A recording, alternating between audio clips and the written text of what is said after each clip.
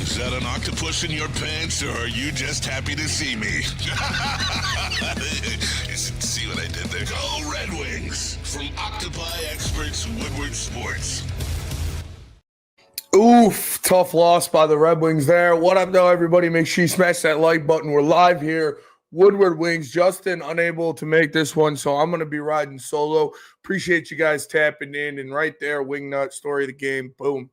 Markstrom saved that game, and he absolutely did. Obviously, the Red Wings fall to the New Jersey Devils 4-3 here in New Jersey. And the Red Wings are now officially, I mean, they have been before this, but they are the worst team in the NHL in the first period. They have a minus 11, I believe, goals against average. It's either 11 or 12 for the first period so far this season. And when you're going up against some of these upper echelon goaltenders in the NHL, you cannot even allow them to get that kind of lead. You get that kind of lead early, and they could just sit back there. And Markstrom was insane. He stopped with 30-something shots. He stopped 32 of 35 shots, and the Red Wings were putting pressure on him. They were getting bodies in front of the net, but they were just playing from behind the whole time, and they did not take advantage of their power plays enough. Like, you got a couple, but when you're getting that many, they cannot afford to go down 2 goals in the first period, because you look at the secondary scoring on this team not really being there. So you're asking your guys to do a lot of heavy lifting, and obviously you got the goals from Larkin and DeBrincat, and Van Riemsdyk had a good one. But I don't know. I don't know where the defense or the aggressiveness from the forwards is going to come from in these first periods, but Red Wings are starting these games flat. Like I said, they're the worst team in the National Hockey League in the first period. And when you get yourself behind like that, it is so hard to dig out of these holes in the NHL. You can't keep doing it. You can't keep forcing yourself to come back and to erase these 2-goal deficits throughout a game, because it's just not realistic. When you look at, like I said, the goaltending around the NHL and just the speed and the amount the teams can score, you can't just gift teams early leads. And the Red Wings gave up 2 goals in the last 2 minutes of the first period, and that was the backbreaker. It really was. You're playing catch up from there on out. And yeah, I know Lucas Raymond got blatantly interfered with in the middle of the ice right in front of the referee in the third period. That would have kind of swung the game if you got maybe another penalty or a power play opportunity there. You could go out there and possibly do something, but man, you just feel like the Red Wings had the aggressiveness. They were getting pucks to the net. They had bodies in front of the net. JVR was doing a good job using his big body to get in front of the net. But when you give a team a lead like that early, it's really hard to climb out of it. And I hate to keep hashing on that, but like I said, you gave up 2 goals in the last 2 minutes of that first period, and that just absolutely sunk any momentum. And then it took a while to bang back in and to battle back in, and you had a couple nice things happen. But when you're digging a hole like that for yourself early, it's not going to go too well. Henry Moon in the Woodward Sports Chat says, major problem is the Wings ice the puck way too often because the D is too slow and unskilled to move the puck. And yeah, you're seeing that. You're seeing those stretch passes from the defense to try to hit forwards, breaking into the offensive zone. They're just missing. And that has been consistent over the past couple games. They have just missed open passes, regular passes, NHL passes, nothing crazy. Those are the things that we need to see. We need to see the Red Wings start hitting tape to tape inside of the neutral zone, because if you get an outlet pass like that to a guy like Lucas Raymond or a guy like Emmett Finney and you hit them on the tape and they can really get a full head of steam going into the zone, it creates so many more opportunities for you to attack the net, get rebounds, and just play aggressive hockey. But when you're constantly icing the puck, you have to sit on your heels. You've got old defensemen out there that are getting tired, and it just starts an ugly cycle that the Red Wings haven't really been able to claw out of too consistently so far this season. You need crisper passing. You need better execution, but mainly you just need to not suck in the first period. Like, I don't know what is going on. If Tom McClellan needs to change something up with how they start games or how they perform in the first period, but they have been the worst team in the National Hockey League in terms of goal differential in the first period, and it's bad. And the Jersey Devils were not just as bad, but they were pretty bad too. And you allowed them to crawl out of their hole, and you just buried yourself even more. So something needs to change with the way the Red Wings are opening these games. Something needs to change with the way they are preparing for that first period, because it is starting to become something that is weighing them down. And Cam Talbot, the defense played pretty well after that. They only allowed 19 shots on that. You double them up in shots and you lose by a goal is because you're allowing stupid, sloppy, ugly goals to start off a game. Those 2 goals with 2 minutes left in the first period is what lost you this game.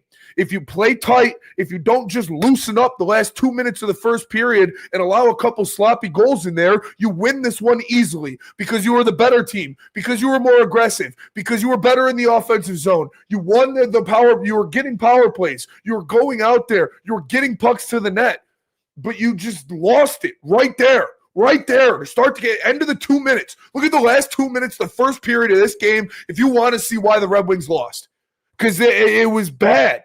They just loosen up. It feels like they just call it after 2 minutes. Like, I don't know if Tom McClellan just needs to put the first line in for the last 2 minutes of the first period and tell them to fucking put their balls to the wall and start attacking people and don't just loosen up and allow easy turnovers and open opportunities. But, man, that sucks. Wingnut says it's for sure a pregame thing. And if it's a consistent trend like this, I'm starting to believe it. They need to address that. They need to figure out what's going on and why that is just their Achilles heel. Because if you remove the first period for the season, the Red Wings are the best team in the NHL. But they're minus 11 or minus 12 in the first period. It's not something that will breed consistent success. And I don't want to hear, it's the young guys. Oh, no. You have enough veterans on this team to make sure that you lock down for that last 2 minute stretch. You've got a JVR. You've got a Ben Schrott. You've got a Lucas Raymond. You've got a Dylan Larkin. You've got a most. These guys aren't young anymore.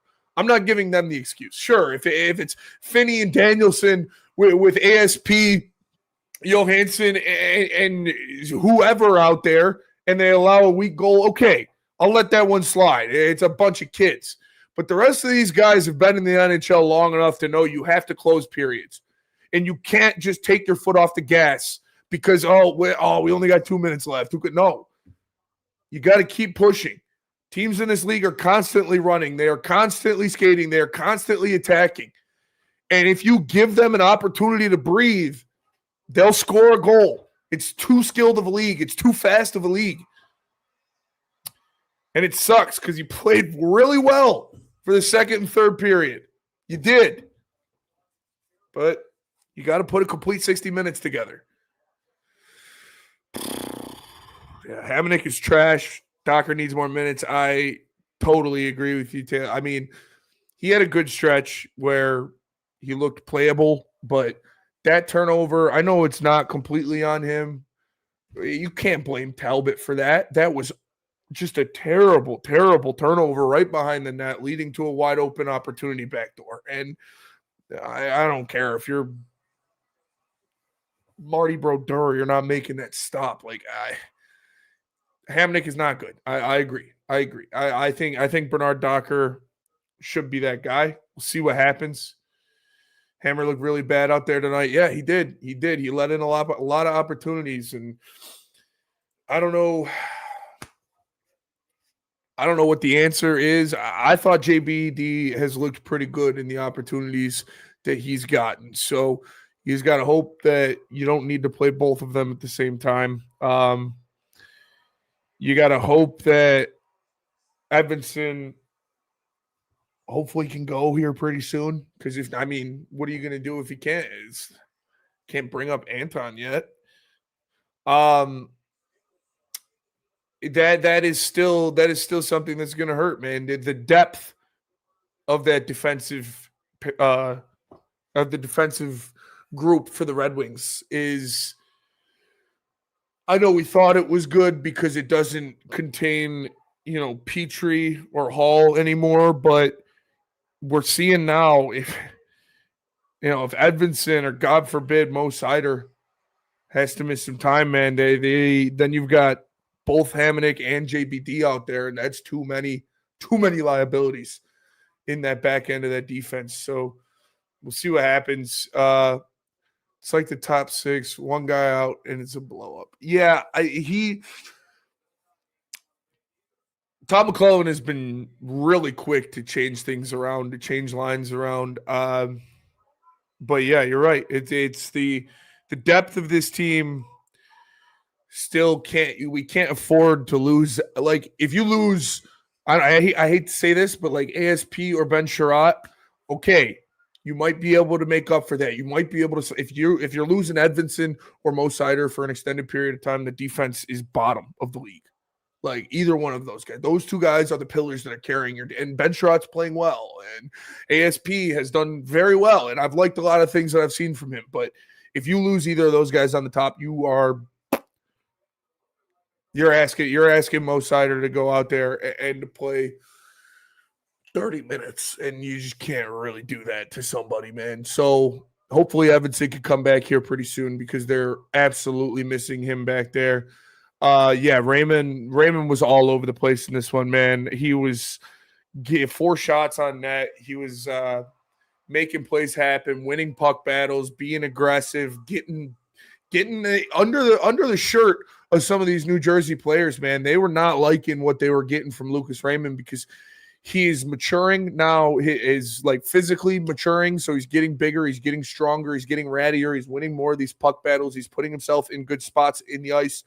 So I really liked what I saw out of Lucas Raymond in this one too, Ski Mask.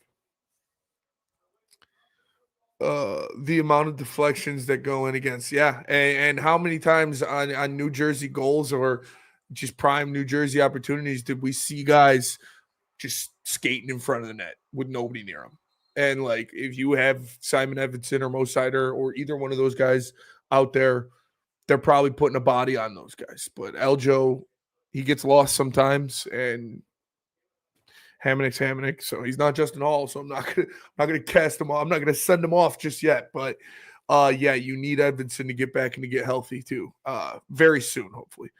First round Casper for Hughes with another sweetener, says Wingnut. I mean, I'm looking at my Centennial Casper jersey right there, but I'll bite the bullet on that one if we can get Hughes. But I just, man, like I said, you got a hot goalie who is making a bunch of stands, especially in that third period. But you can't get down. You can't get down like that. You can't consistently get down against good teams, not even good teams, just teams in the NHL. Just these teams are too fast. They're putting too much pressure in the offensive zone that if you give them a couple goals, they can just get after you, man. And that's exactly what happened to the Red Wings. They dug themselves a hole that was too much to get out of, no matter how well they were playing offensively. It was a lapse in communication, a lapse in physicality, and just taking the foot off the gas in that first period. And it sunk them, man. It sunk them. It sucks. You need to take more advantage. The power play needs to be better. I know, they got how many? What they get?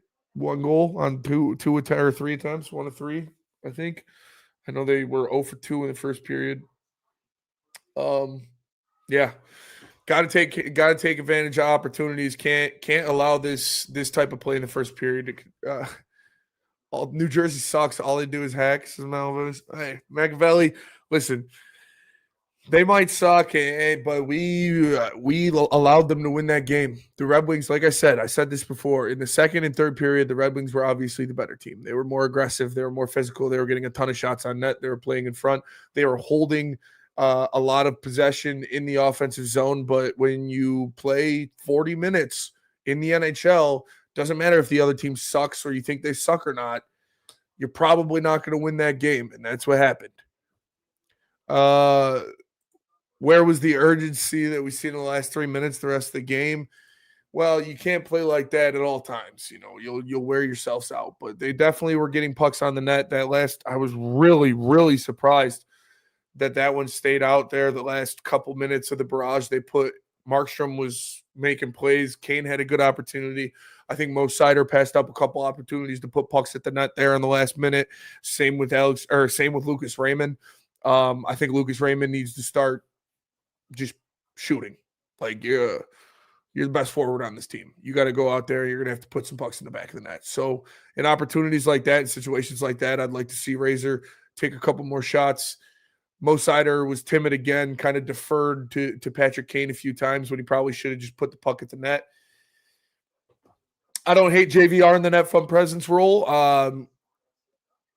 Maybe he can get some better at that, but man, wasted opportunity. It should have been, I don't want to say an easy win, but this was a very, very winnable game. And the Red Wings shot themselves in the foot at the end of the first period. Kyle Sved says, Spenny, I remember this year the Wings are playing with house money. Bad contracts ending, other contracts expiring, and more money to go towards other players to bring in or come up. I mean, they're definitely at a crossroads of what their roster is going to look like. Like they are kind of getting out of the old heads and obviously entering the youth movement here. I wouldn't say they're playing with house money, though. I think they desperately need to make the playoffs. I think it is extremely important that this team and these young guys get their feet wet in the playoffs this season. And you've got a prime opportunity to do that. Obviously, it doesn't hurt you. It's a bad loss. Wish you could have at least gotten a point out of it, but got to take care of business, and you got to keep putting points on the board because the East is cutthroat, man, and you're going to have to it's going to be a dogfight for the rest of the season, so you can't allow these losses to stack up. You got to try to avoid regulation losses as much as possible, and we'll see what happens. But, yeah, there were opportunities missed in this one. The Red Wings didn't play their best hockey in the first period, which has been a consistent theme so far this year. Like I said, I think they're minus 12 in first period goal differential, so you can't really start off a lot of games like that and expect to win. You really should have, though.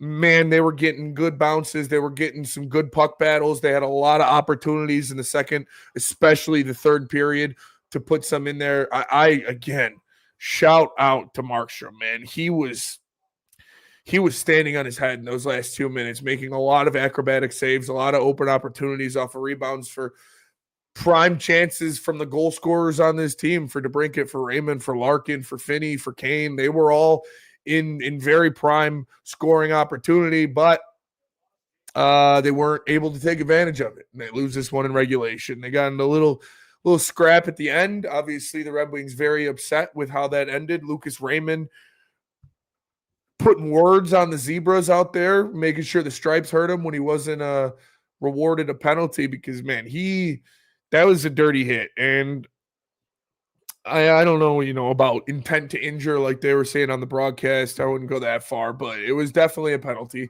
It was definitely interference. And I think Lucas Raymond is deserving of those calls. I think he is the best forward on the best team in the Atlantic Division, and you have to give him a call like that, especially in the third period of a one-goal game. To just have it result in nothing, that definitely hurts, and it sucks. And obviously the Red Wings showed their frustrations after the period was over and after the game was over, and they Dylan Larkin standing up for his boy Lucas Raymond, firing the bucket in the hallway, going back to the locker room. So the boys were not happy with the way that one ended, and hopefully Todd McClellan can hone that in, and they can use that for their next matchup. I don't know when their next game is. Somebody in the chat could let me know. That would be pretty cool. But it's Wednesday, right? Yeah, I think it's Wednesday against somebody at home, Gravy Boats.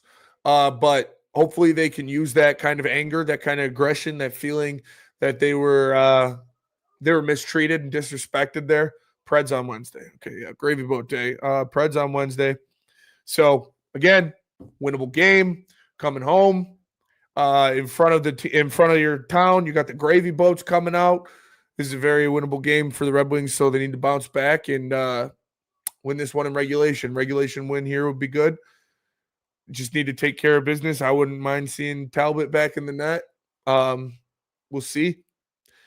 We'll see if they put Gibson out there again, but I wouldn't mind seeing Talbot. He looked pretty good today. Obviously didn't have to stop a lot, and a couple of those, like the backdoor opportunity, I don't put on him at all. So got to bounce back. Got to use that aggression. I like seeing it. I like Larkin standing up for Lucas Raymond, standing up for some of his guys. James Van Riemsdyk was doing it the whole time. Obviously, JT Compher gets in the tilt earlier in this one. So the Red Wings now consistently past couple games have not been backing down from the physicality. They have not been allowing teams to push them around. They have not been allowing teams to out physical them as much as we've seen over the past couple of years. So that's good. That's good. Need to consistently do that. It's a long season.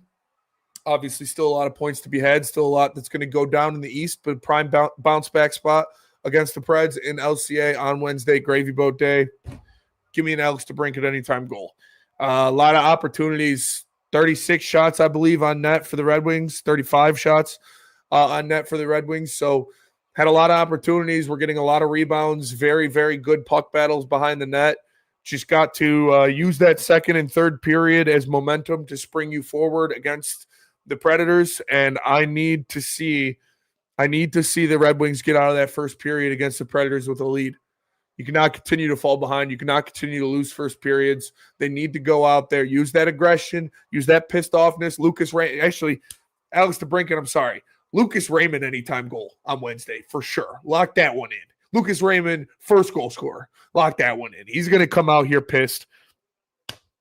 Give me the kid to put one in the back of the net. Give me the Red Wings to lead the first period of the Predators with a lead. And yeah, we'll see what happens from there. But tough loss.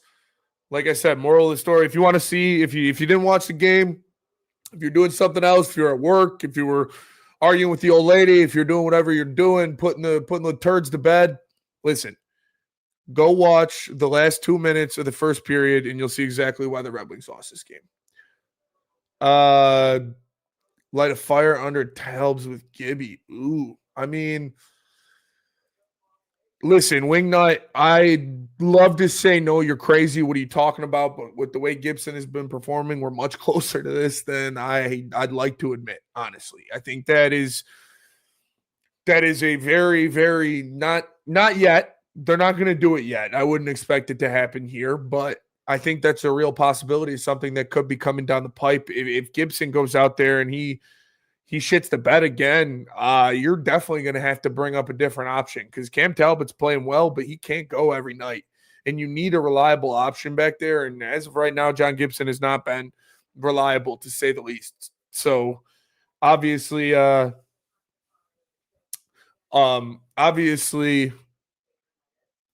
Kosa has been performing well. And I think, like I said, I think it's because Kosa has a fire lit under him. I think it's like a trickle down or a trickle up effect. Maybe that's how we'll use it, is because Kosa sees Augustine's he's banging on the door. Like, he is the best goaltender in college again. And Spartan Dog, love the guy. But Kosa knows that next year Augustine will be in the A. And he's not going to be in the A for very long.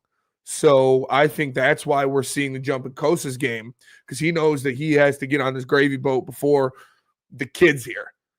And if Gibson could take 870, Gibson's 870 right now. Ooh, yeah, that's not great.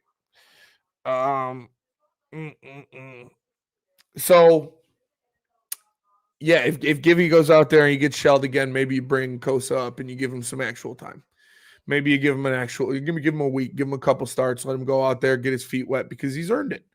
He's earned it. Well, yeah, you say he's got 940. He's earned it. And, you made the trade for Gibson. Obviously, you didn't give up much, but you made the trade for Gibson to bring him in here to kind of be a solidifying piece. I don't think anybody expected him to run away with that first goaltending option, but I think we all expected him to take it. And right now he hasn't. Pause. Right now it has been Cam Talbot. Cam Talbot has been superior between the pipes, and it's not even a question. So obviously today he had, again, at least two of those goals I don't even put on him. That was on the Red Wings, especially the Hamonic one.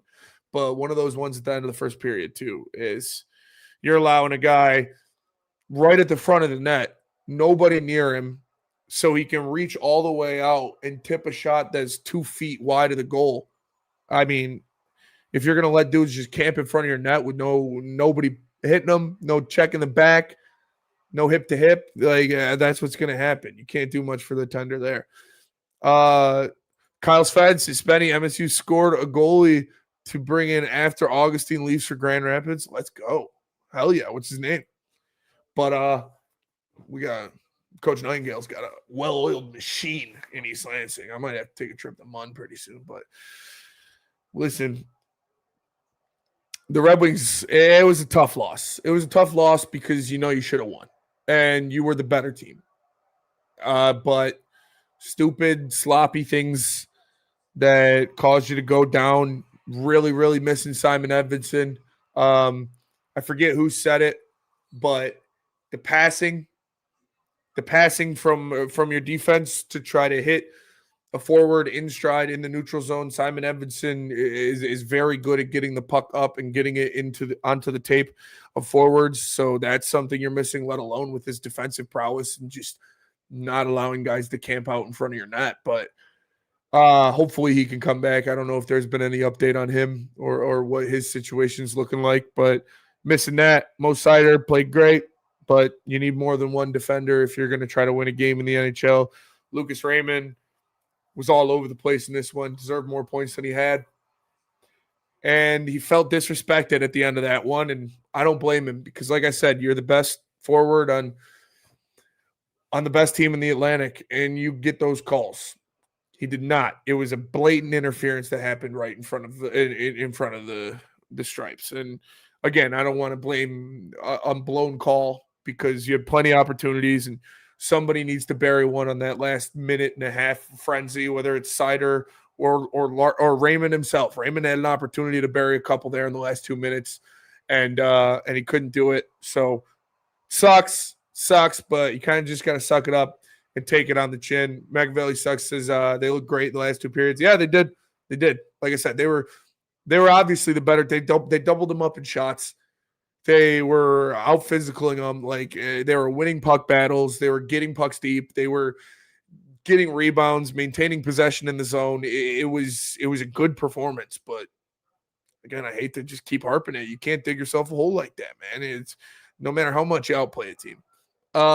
Vented said, I think the Wings are mid, but they might be mid enough to make the playoffs. And yeah, I think that's right where they've been. They've been a fringe playoff team here for the past couple of years. So you just got to hope that you don't fall off in March. You got to hope that some bounces go your way, and you got to hope that you win a bunch of games in regulation, because we know that you missed it by a fucking 1 point a couple years ago, and you had a 4-goal lead on the Sharks in a game that you lost, and you lost back-to-back to the Yotes at home. So, did you even really deserve to make the playoffs if both of those happened in a season where you miss it by a point? But I am more confident in this team. I think the youth will help us push through that kind of March ails that they've had. But we definitely need a better option than John Gibson if he's going to continue to play the way he is. So maybe Mason West. Okay, cool. Shout out to Mason West. New goaltender for the Michigan State Spartans. But maybe we'll see Steve Yzerman make a move here at the deadline, because like I said, I forget who said it earlier in the stream, but you're right at the point where this roster is starting to take shape of what it's going to be in the future. What you're going to see this team when Steve Yzerman is like, okay, we're ready to compete for Stanley Cups. It's getting right there. So maybe this is the deadline that you bring in that piece to put you over the top. You bring in that extra guy. You bring in that Tage Thompson. I don't know. That'd be a pipe dream, but we'll see what happens. Got to bounce back on Wednesday. Nashville at home. Lucas Raymond, he's going to score a goal. Take that to the bank. Shout out to Caesar Sportsbook. But tough loss by the Red Wings in a game that you owned for 40 minutes. But you got to play 60 minutes in this league if you want to get a win. And unfortunately, they couldn't do that tonight. Got to bounce back on Wednesday. Hopefully win that one in regulation, get 2 points on the board.